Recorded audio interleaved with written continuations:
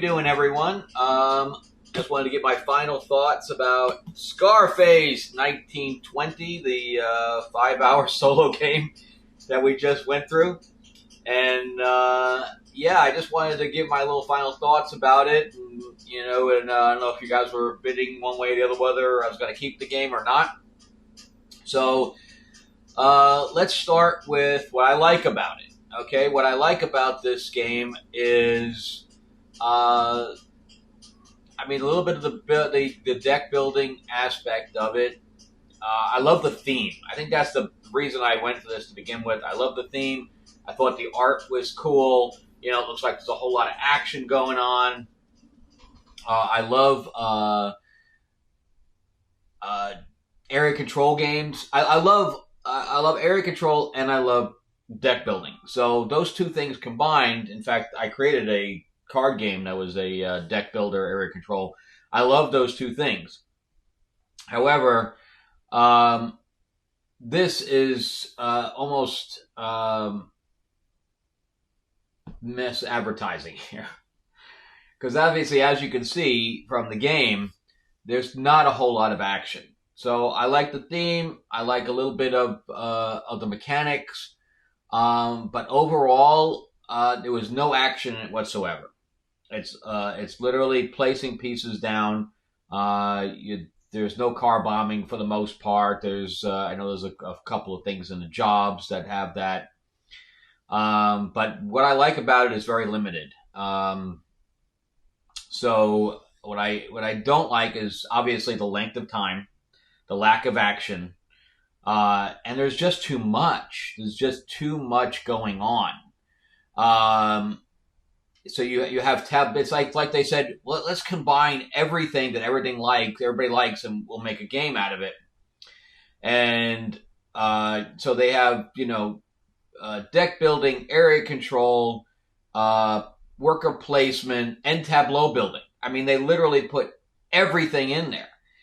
And I think a lot of it gets lost with the amount of stuff that you don't feel like you're getting enough done, and you're only getting one action to do everything.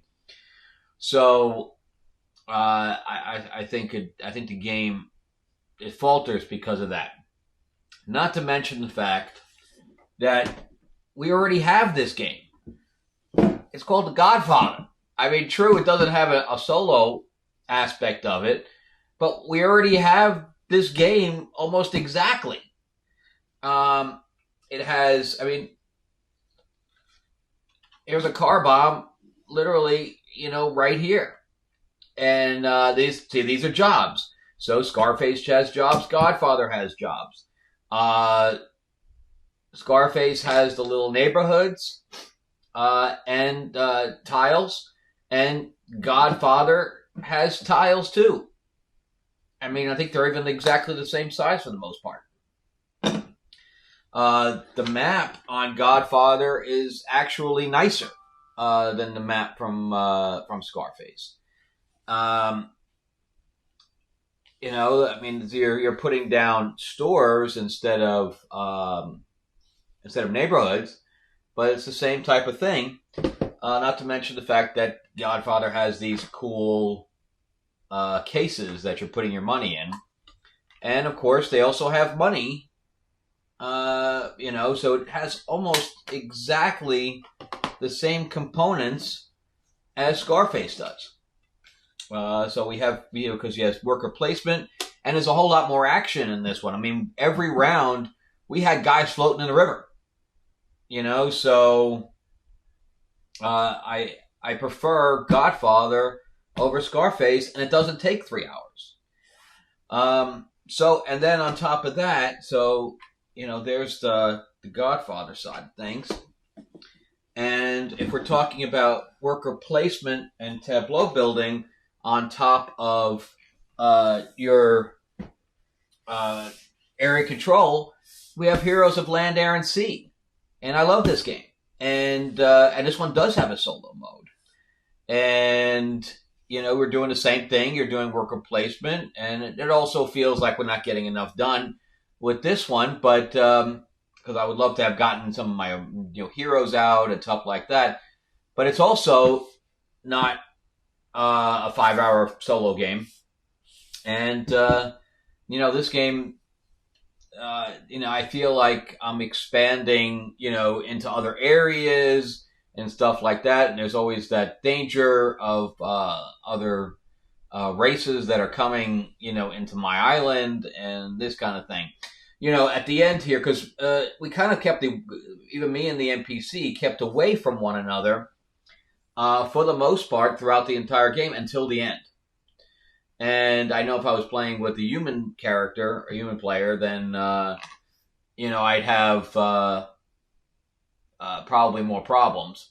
But I don't know. Still think 3-4 hour game for something like this is too long. So anyway, my end result is I'm not going to keep it.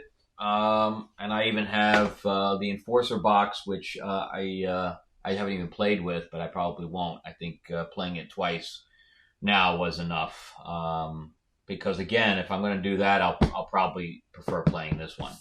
I even have an expansion for this one I haven't played with yet, with skeletons and stuff like that. So anyway, that's my 2 cents. Let me know what you guys think, and let if I made any errors in the rules that I played throughout the time. Either way, I think the game was really close. I did, I think, 310 to 301 or something like that. So it was like a $9 difference, which is pretty interesting considering it's an NPC. Anyway, thanks a lot, guys, for watching. And I think I'm waiting for my Rogue and Gambit things to come in. Tales of Ravenor, the Iron Witch, as I finally completed the edit. It's now going on to be laid out for printing. So we're almost there. For Lords of LA, the new issue is, I think I have about 7 more pages to be done penciling to go forward. And then if you haven't heard the Destiny Aurora audiobook, you should definitely check that out. I think the people that did all the voiceover work did a really good job. And I'll put all those links in the description below, so make sure you check them out. And again, thanks for watching. I appreciate everybody's support. All right, have a good weekend. Bye-bye.